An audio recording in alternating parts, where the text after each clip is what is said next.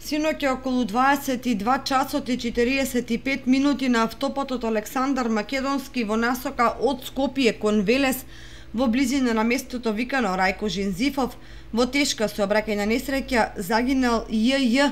роден 1987 година од Грдовци Кочанско. До трагичниот настан дошло кога патничко моторно возило Мерцедес со српски регистарски таблички управувано од граѓани на Република Србија со голема брзина налетело и го удрило момчето кое тука се нашло. При тоа загинатиот се здобил со тешки телесни повреди од кој починал на самото место. За сега нема други информации за оваа трагедија. Не се знае како и зошто момчето се нашло на патот како пешак.